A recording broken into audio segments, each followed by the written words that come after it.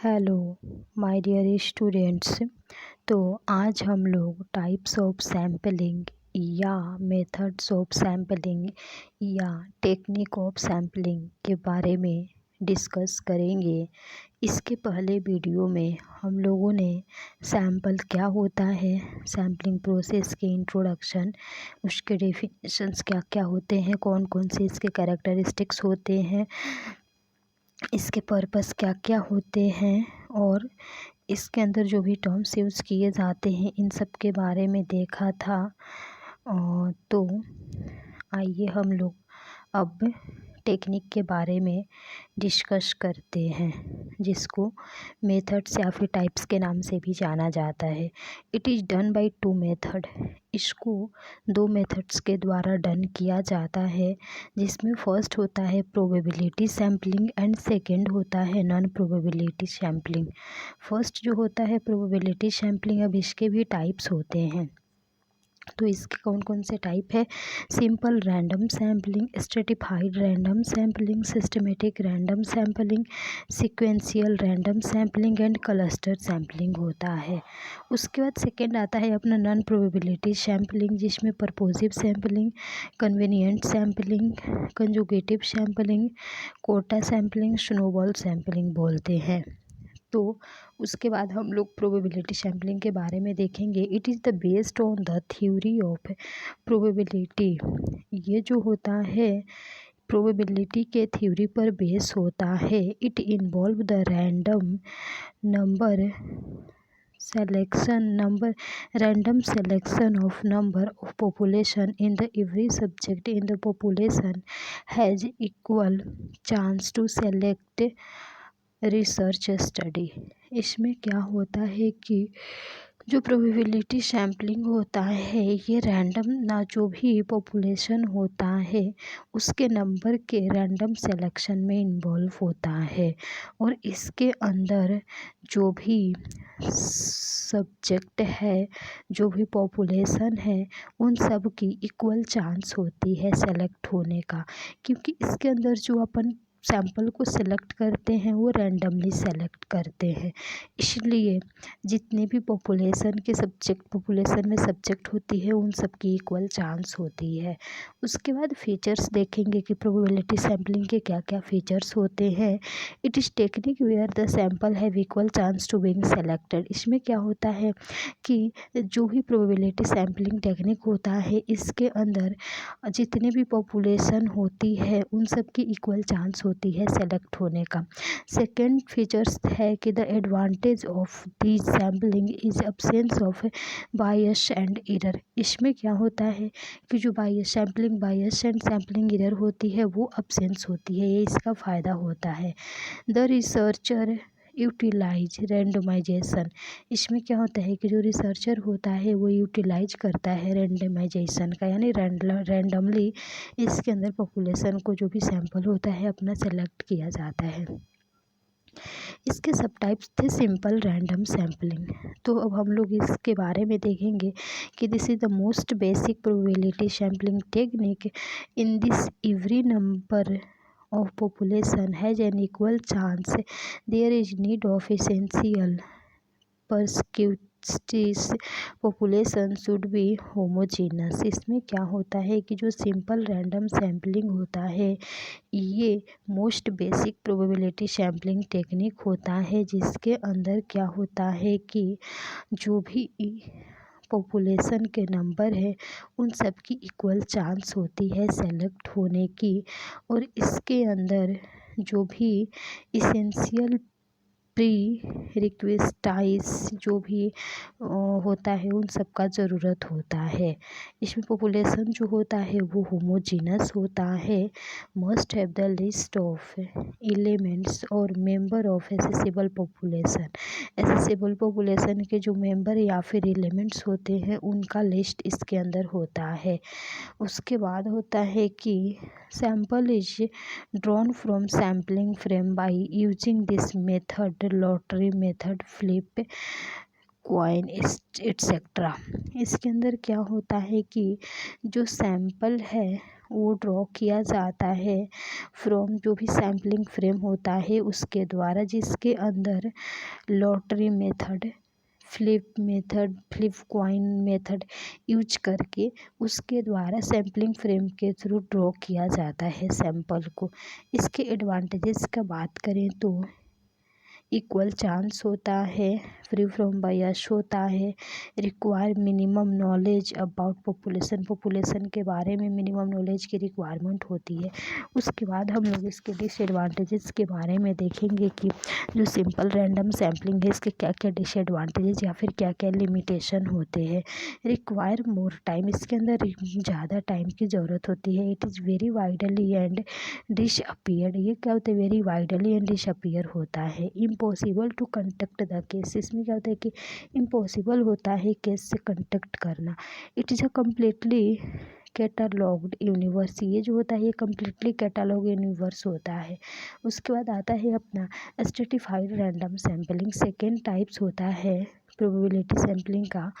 Second type stratified random sampling, इसके अंदर होता है कि this method is use for the heterogeneous population. ये जो मेथड होता है ये हेट्रोजेनस पॉपुलेशन के लिए यूज किया जाता है। Stratified random sampling is the probability sampling technique. ये क्या होता है, ये प्रोबेबिलिटी सैम्पलिंग टेक्निक का एक टाइप होता है where the researcher divides entire population into different homogeneous subgroups known as strata and finally select the subject or sample from the different strata। इसमें क्या होता है कि जो भी रिसर्चर होता है वो इंटायर पॉपुलेशन को डिफरेंट होमोजेनस सब ग्रुप में डिवाइड करते हैं, जिसको स्ट्रेटा एंड फाइनली स्ट्रेटा के नाम से जानते हैं। और ये फाइनली सेलेक्ट होता है सब्जेक्ट या फिर सैंपल डिफरेंट स्ट्रेटा से। उसके बाद होता है types of stratified random sampling. इसके कौन कौन से टाइप्स होते हैं। फर्स्ट हो गया proportionate sample. In this method the sample select from the each strata. इसमें जितनी भी स्ट्रेटा होती है उसके थ्रू क्या किया जाता है, सैंपल को सेलेक्ट किया जाता है। Which is directly proportionate to total population. ये जो होता है टोटल पॉपुलेशन के प्रोपोर्शन में डायरेक्टली होता है। In which sample fraction is same sample size differ.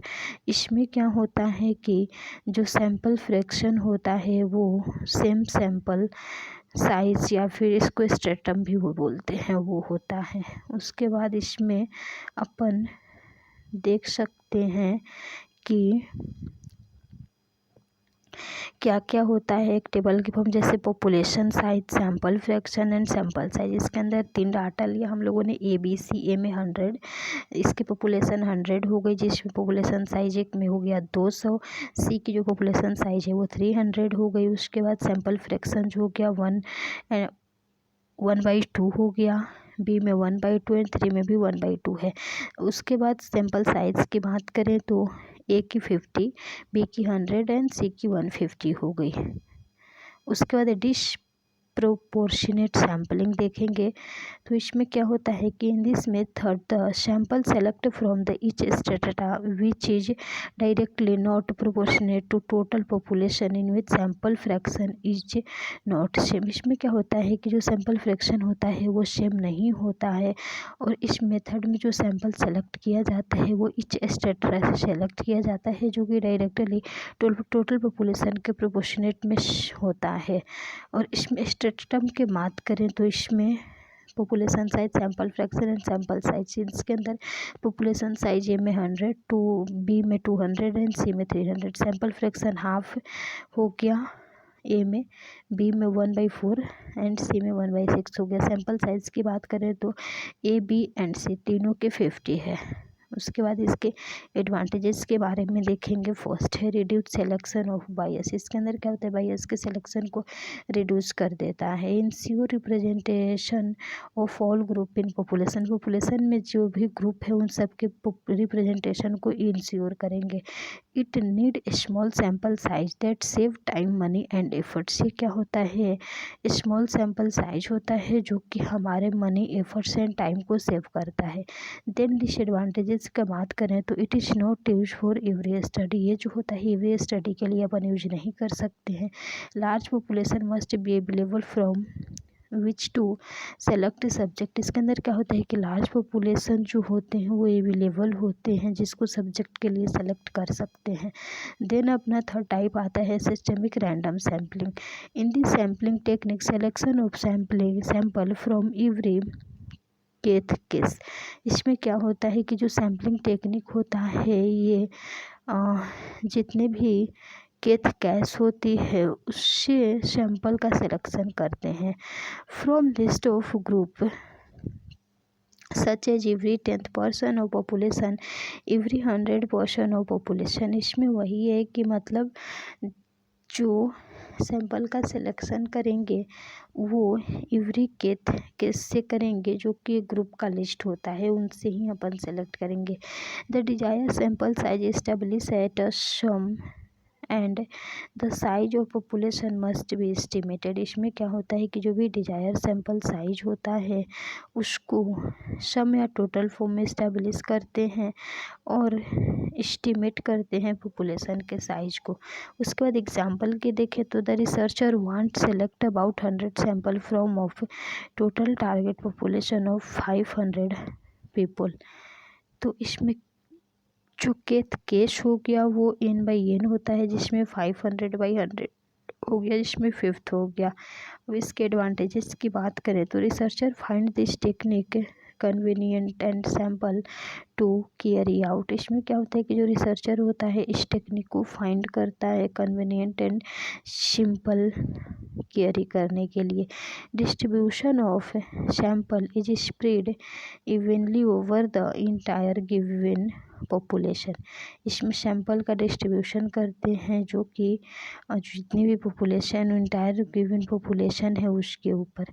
उसके बाद डिसएडवांटेजेज में देखें तो सम टाइम दिस में result is based on sample. इसमें कभी कभी क्या होता है कि सैंपल के ऊपर अपना रिजल्ट बेस्ड होता है। It first subject is no randomly select then it become a non random sampling technique.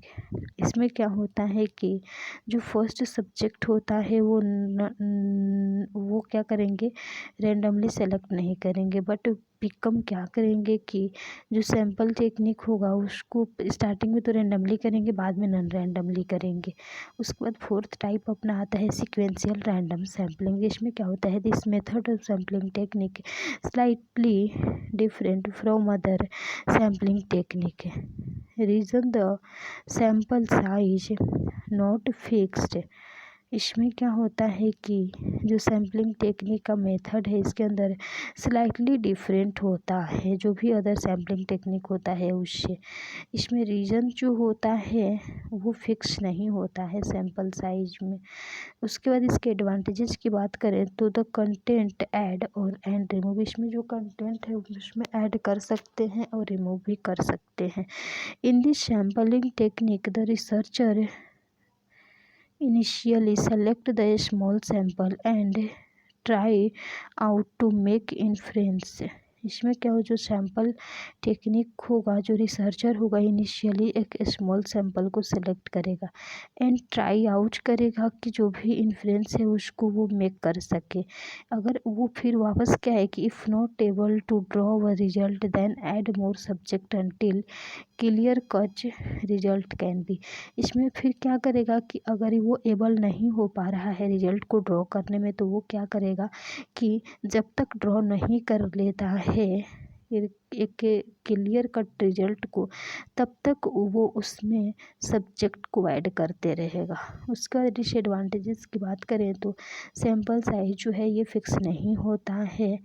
उसके बाद अपन लास्ट टाइप या लास्ट टेक्निक का बात करें, जो प्रोबेबिलिटी सैम्पलिंग टेक्निक है उसके लास्ट टाइप की बात करें तो क्लस्टर या फिर कम्प्लेक्स रैंडम सैम्पलिंग बोलते हैं, जिसके अंदर क्या होता है कि group one sampling in very large population, selection of geographically cluster and then random selection from this cluster. इसमें क्या होता है कि वेरी लार्ज पॉपुलेशन का सिलेक्शन किया जाता है जियोग्राफिकल क्लस्टर के जो भी पॉपुलेशन है उनमें से, और ये उसके बाद रैंडम सेलेक्शन करते हैं इसमें।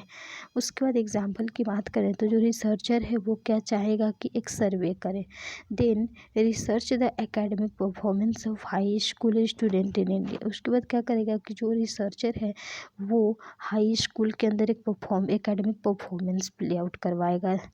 First he can divide entire population into different cluster and then the researcher select the sample from this cluster। उसके बाद क्या करेगा कि जो फर्स्टली क्या करेगा, जो रिसर्चर है वो इंटायर पॉपुलेशन को डिवाइड करेगा डिफरेंट क्लस्टर में, एंड उसके बाद क्या करेगा कि सैंपल को सेलेक्ट करेगा, जो भी लास्ट में बच रहे हैं उनसे, जो भी मतलब जो भी क्लस्टर है उसमें से सैंपल को सिलेक्ट करेगा। एडवांटेजेस की बात करें तो लो कास्ट एंड हाई फ्रीक्वेंसी होता है यूज का। डिसएडवांटेज में multi stage very expensive and validity depends on other method used. इसमें क्या होता है, मल्टी स्टेज वेरी एक्सपेंसिव होता है एंड वैलिडिटी जो होता है ये डिपेंड होता है अदर मेथड यूज के ऊपर। उसके बाद जो नॉन प्रोबेबिलिटी सैम्पलिंग है इसको अपन अगले वीडियो में डिस्कस करेंगे। तो आप लोगों को प्रोबेबिलिटी सैम्पलिंग के बारे में के अंदर कोई भी डाउट होगा तो आप लोग कमेंट बॉक्स में कमेंट करके पूछ सकते हैं। Thank you so much my dear students.